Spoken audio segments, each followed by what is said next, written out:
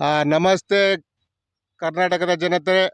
ಇದು ತಲಕಾಡಿನಲ್ಲಿ ಒಂದು ಭೂಕಳ್ಳರು ರೈತರು ಏನು ಜಮೀನು ಏನಿದೆ ಏರಿ ಜಾಗನೆಲ್ಲ ಒತ್ತುವರಿ ಮಾಡ್ಕೊಂಡು ಇವತ್ತು ಭೂಕಳ್ತನ ಮಾಡ್ತಿದ್ದಾರೆ.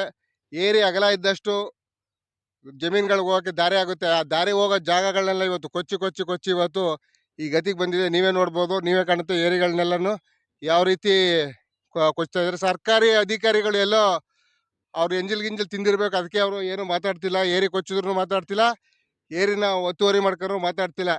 ಎಂಥ ದುರಾವಸ್ಥೆಗೆ ತಲುಪಿದೆ ಅಂತ ನೋಡಿ ತಲಕಾಡಲ್ಲಿ ನೀವೇ ನೋಡ್ಬೋದು. ಇದು ನಾವು ವಾಮನ ಟ್ರಸ್ಟ್ ವತಿಯಿಂದ ಒಂದು 100 ಗಿಡ 1000 ಗಿಡ ನೆಟ್ಟಿದ್ವು ಇಲ್ಲಿ ಏರಿ ಮೇಲೆ. ಇದು ಮಿಡ್ಲು ಮಧ್ಯಭಾಗದಲ್ಲಿತ್ತು, ಒಂದು ದಾರಿಯ ಮಧ್ಯಭಾಗದಲ್ಲಿ ಗಿಡಗಳನ್ನ ನೆಟ್ಟಿದ್ವು. ಕೆಲವೊಂದು ಗಿಡಗಳು ಉಳಿದಿವೆ. ಆ ಮಧ್ಯಭಾಗದಿಂದ ಸುಮಾರು 20 ಅಡಿಯಷ್ಟು ಒಳಗಿತ್ತು. ಅದನ್ನ ಕೊಚ್ಚಿ ಇವತ್ತು ಈ ಲಾಸ್ಟ್ಗೆ ತಂದಿದ್ದಾರೆ. ಜೊತೆಗೆ ಏನು ಮಾಡಿದ್ದಾರೆ ಅಂದರೆ ಏರಿಗೆ ಕಲ್ಕಂಬ ಹಾಕೊಂಡಿದ್ದಾರೆ. ಅವ್ರ ಜಾಗ ಅನ್ಕ ತಿಳ್ಕೊಂಡು ಸರ್ಕಾರಿ ಜಾಗ ಕಲ್ಕಂಬ ಹಾಕೊಂಡು ಇದನ್ನೆಲ್ಲ ಮುಚ್ಕೊಂಡು ಕತ್ತರಿಸಿದ್ದಾರೆ. ನೀವು ಕಲ್ಕಂಬನು ಕಾಣ್ಬೋದು. ಅದೇ ರೀತಿ ಏನು ಮಾಡಿದ್ದಾರೆ ಅಂದರೆ ತೆಂಗಿನ ಗಿಡ ನೆಟ್ಕೊಂಡಿದ್ದಾರೆ. ಇದು ನಮ್ಮದೇ ಜಾಗ ಅನ್ನೋ ರೀತಿ. ಇದನ್ನ ಹೇಳೋರು ಇಲ್ಲ, ಕೇಳೋರು ಇಲ್ಲ. ಆ ದುರಾವಸ್ಥೆ ತಲುಪಿದೆ. ದಯವಿಟ್ಟು ಸರ್ಕಾರಿ ಅಧಿಕಾರಿಗಳು ಎಲ್ಲೋ ಸೀಟ್ಗೆ ಅಂಟ್ಕೊಳ್ದೇನೆ ಬಂದು ಇಲ್ಲಿ ಕೆಲಸ ಮಾಡಬೇಕು. ಇಲ್ಲಿ ರೈತರು ರಸ್ತೆ ಅನ್ಯಾಯ ಮಾಡ್ತಿದ್ರು. ಇದು ಮಾಧವ ಮಂತ್ರಿ ನಾಲೆ ತಲಕಾಡು ನವಗ್ರಹ ದೇವಸ್ಥಾನದಿಂದ ಸಿಂಸಮುದ್ರಮ್ಮ ದೇವಸ್ಥಾನ ತಿಟ್ಕಂಟೆ ಹೋಗೋಂಥ ದಾರಿ. ಸುಮಾರು ಉದ್ದಕ್ಕೂ ಈ ದಾರಿ ಏನಾಗಿದೆ ಅಂದರೆ ಒತ್ತುವರಿ ಆಗೈತೆ. ಈ ಒತ್ತುವರಿದಾರರು ರೈತರೇ. ಅದು ಸಣ್ಣ ರೈತಲ್ಲ, ದೊಡ್ಡ ರೈತರೇ, ಶ್ರೀಮಂತ ರೈತರು. ಇದು ಒಂದು ಭೂ ಕಳ್ತನದಲ್ಲಿ ನಿರತರಾಗಿದ್ದಾರೆ.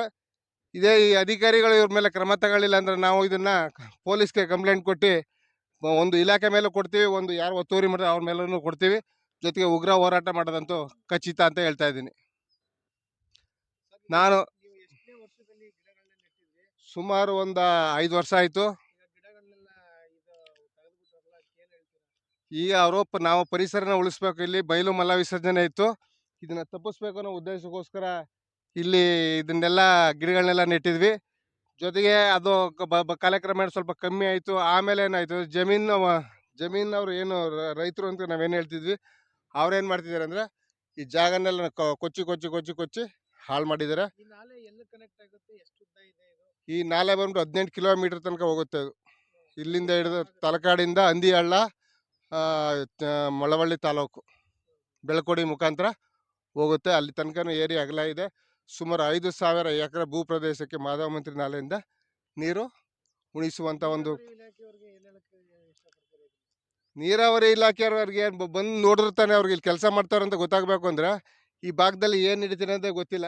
ನೀರು ಬಿಡ್ತಾರೆ, ರೈತರಿಗೆ ಗದ್ದೆಗೆ ಫಸಲು ಅಷ್ಟು ಬಿಟ್ರೆ ಅವರು ಚಾನಲ್ನ ರಿಪೇರಿ ಆಗಿರ್ಬೋದು, ಎಲ್ಲ ಚಾನಲ್ಗಳು ಒತ್ತುವರಿ ಆಗ್ತಾ ಇದ್ರು ಅವ್ರು ಯಾವುದೇ ಕಡೆಗೆ ಗಮನ ಹರಿಸ್ತಾ ಇಲ್ಲ. ಒಂದು ಇದೆಲ್ಲ ನಮ್ಮ ದೌರ್ಬಲ್ಯ ಅನಿಸುತ್ತೆ. ಇಲ್ಲಿ ಇಲಾಖೆಗಳ ಒಂದು ಸೋಗಲಾಡಿತನಕ್ಕೆ ಸಾಕ್ಷಿಯಾಗಿದೆ. ನೀವೇ ನೋಡಿ ಇದನ್ನೆಲ್ಲ.